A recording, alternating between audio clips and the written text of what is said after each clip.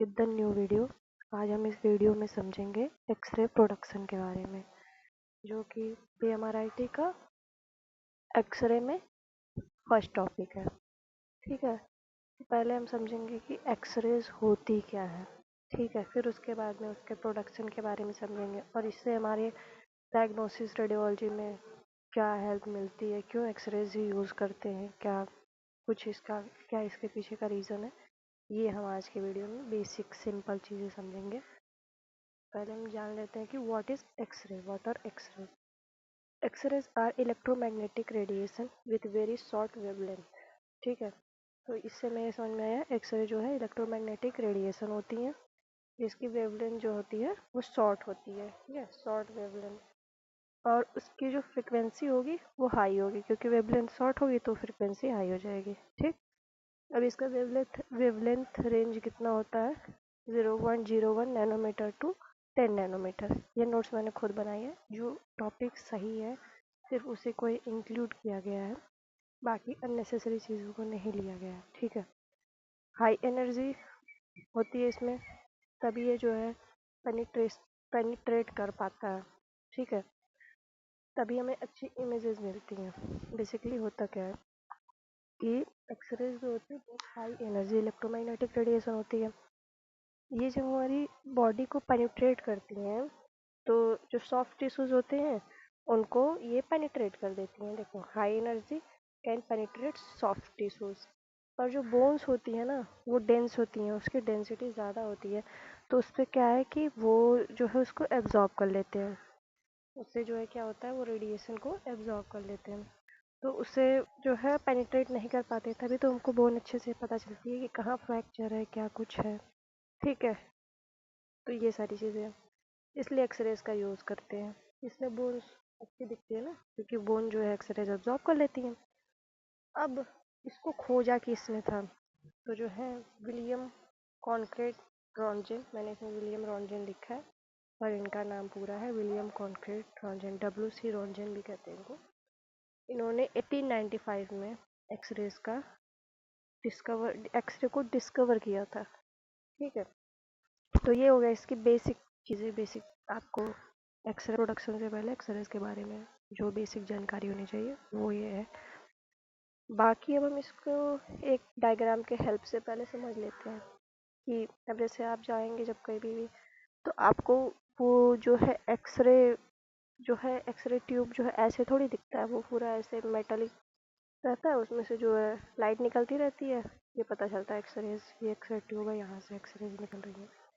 पर जो उसके अंदर का सिस्टम होता है उसमें क्या कुछ होता है, क्या अंदर के फिजिक्स होता है, हाँ, मैकेनिज्म क्या है उसमें, तो वो उसको समझने के लिए ये डायग्राम जो है बहुत सही है। इसको देखते हैं। ठीक है, तो एक्सरे ट्यूब के अंदर कैथोड और एनोड पाए जाते हैं। ठीक है, ये देखिए, ये होता है कैथोड और ये होता है एनोड।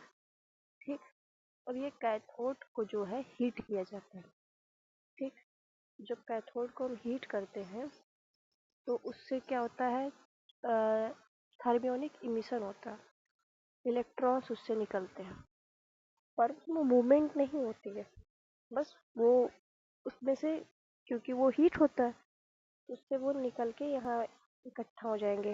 ठीक, उसके बाद में उस पर हम जो है हाई केवी वोल्टेज देंगे।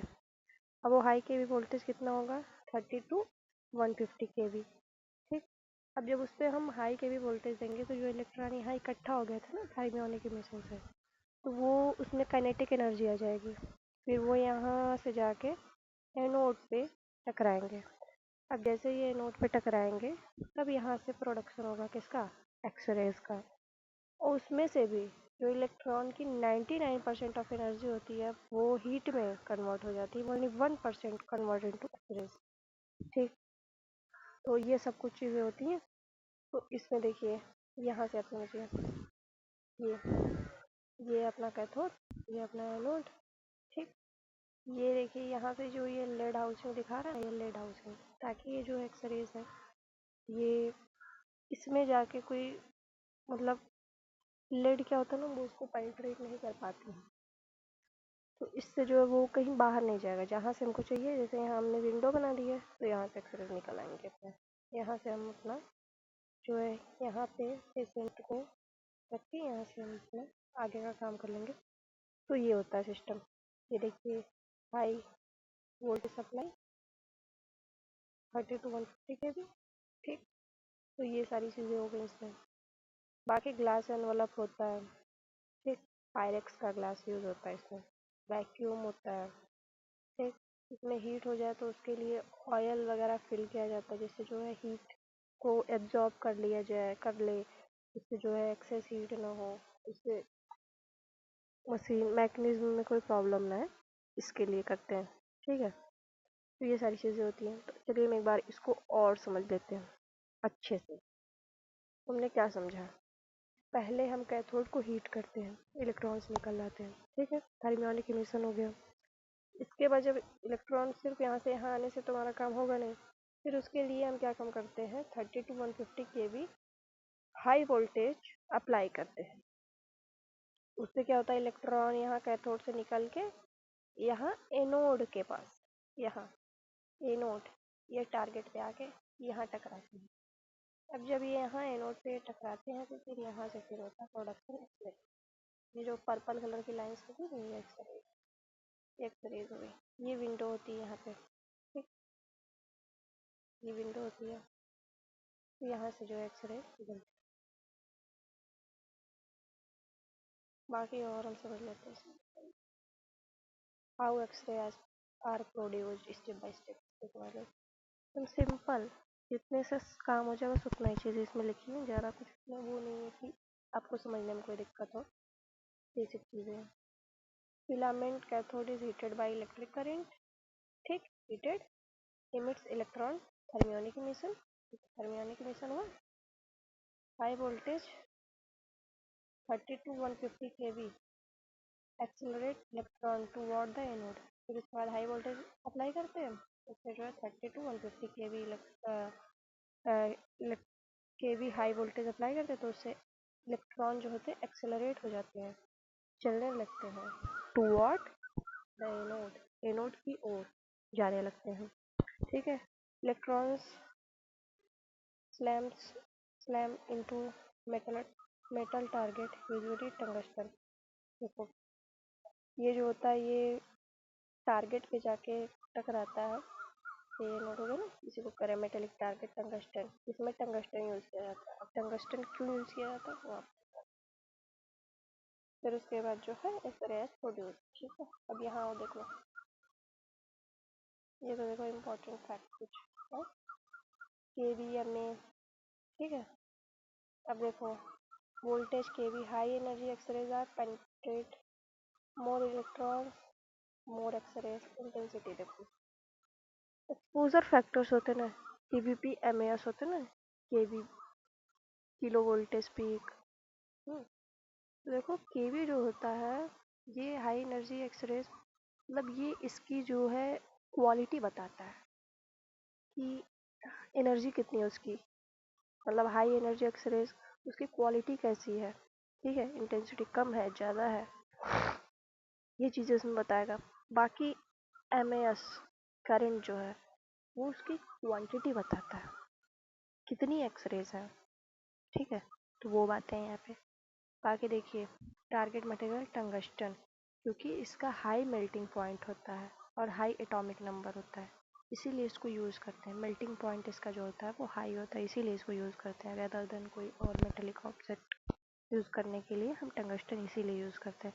बाकी अगर आप आगे जैसे मैमोग्राफी वगैरह का जो होता है एक्सरेटिव, उसका मटेरियल अलग हो जाता है, उसमें मोलिब्डेनम यूज़ करते हैं और रोडियम वगैरह उसमें अलॉय यूज़ करने लगते हैं। बट इसमें जो है हमारा जो एक्सरेज ट्यूब होता है उसमें जो है टंगस्टन यूज़ करते हैं।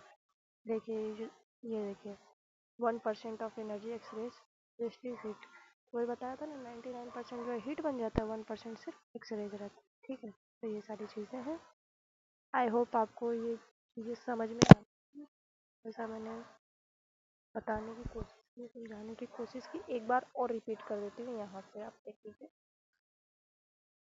फिलामेंट कैथोड देखिए डायग्राम देखिए, ये कैथोड होता है अपना, कैथोड, ये एनोड होता है। यहाँ से इसको हीट करते हैं, इलेक्ट्रॉन निकलते हैं, यहाँ पे इकट्ठा हो जाते हैं, इसको थर्मियोनिक इमिशन कहते हैं। हाई वोल्टेज अप्लाई करते हैं तो इलेक्ट्रॉन टूवर्ड एनोड एक्सीलरेट हो जाते हैं, जाने लगते हैं। फिर जब ये जाके टारगेट मटेरियल टंगस्टन पे यहाँ एनोड पे टकराते हैं तो एक्सीलरेट प्रोड्यूस होता है। सिंपल सा चीज़ है। तो आई होप आपको ये कॉन्सेप्ट समझ में आया होगा। नहीं आया है एक बार और देखिए, समझिए। यही सारी चीज़ें हैं इसके बारे में। इलेक्ट्रोमैग्नेटिक रेडिएशन होता है, शॉर्ट वेव लेंथ होती है, हाई फ्रिक्वेंसी होती है, हाई एनर्जी होता है इसका, ताकि ये पेनिट्रेट कर पाए सॉफ्ट टिश्यूज़ को, अच्छे से पेनिट्रेट कर पाता है। बोन्स इसको एब्जॉर्ब कर लेती हैं, इसीलिए जो है वो वाइट कलर की दिखाई देती है ना। सॉफ्ट टिश्यूज़ थोड़ा ग्रे कलर में आएंगे, जो एयर है वो ब्लैक आएगा, ठीक है, क्योंकि वो अच्छे से पेनिट्रेट कर लेगा। तो यही सारी चीज़ें इसकी डिस्कवरी विलियम रॉन्टजन जी ने किया है। एंड ये है इसका एक्सरे ट्यूब। आपको एग्ज़ाम में जब लिखना रहेगा तो आप ये एक्सरे ट्यूब का डायग्राम बना देंगे बढ़िया, और उसके बारे में ये सारी चीज़ें एक्सप्लेन कर देंगे, तो फुल मार्क्स मिलेंगे। ठीक है, धन्यवाद।